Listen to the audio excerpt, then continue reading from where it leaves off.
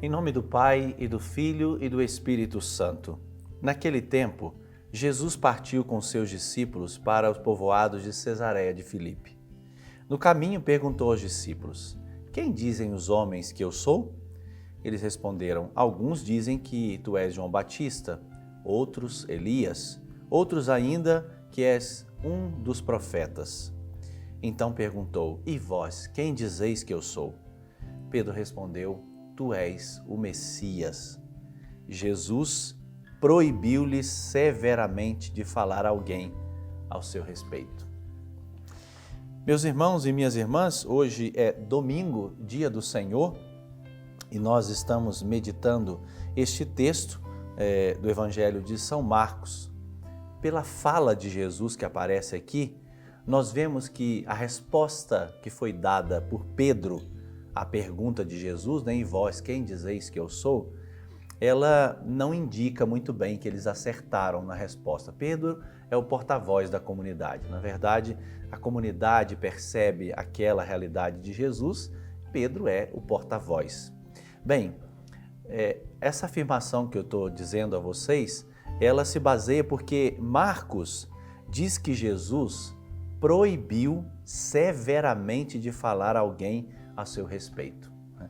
Se Pedro tivesse dado uma resposta exata, Jesus certamente diria o contrário, mas Jesus proíbe severamente de falar a alguém ao seu respeito.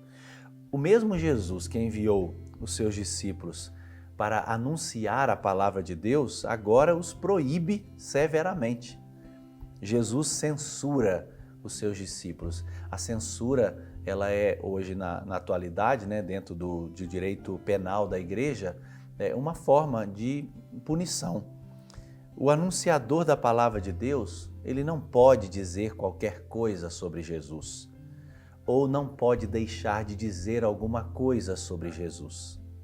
Isso faz os críticos, aqueles que não têm compromisso com a verdade plena sobre Cristo.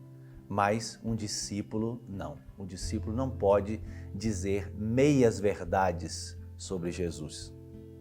Na segunda parte, Jesus começa a ensinar quem era de fato o Filho do Homem. Um discurso que os apóstolos não aceitaram. Por isso que Pedro chama Jesus à parte e repreende Jesus severamente por aquilo que Jesus estava dizendo. Jesus começou a anunciar-lhes que ia sofrer, que ia ser perseguido, morto e depois ressuscitado. Pedro tem as suas ideias, tem a sua lógica. Pedro reprova Jesus e Jesus repreende-o, chamando-o de Satanás, ou seja, aquele que impede, aquele que se torna um obstáculo. Coloque-se no seu lugar, Pedro, Jesus diz para ele, vai para trás de mim, não pense que você indica a estrada, mas você segue essa estrada, porque eu sou o caminho, a verdade e a vida. Pedro é seguidor e o seguidor deve obedecer aquilo que diz o seu mestre. O projeto de Deus passa através da cruz para que nós cheguemos à vida. E os discípulos querem evitar a cruz e chegar logo à glória, e Jesus os faz aceitar o mistério do sofrimento que comporta o seu caminho de obediência ao Pai.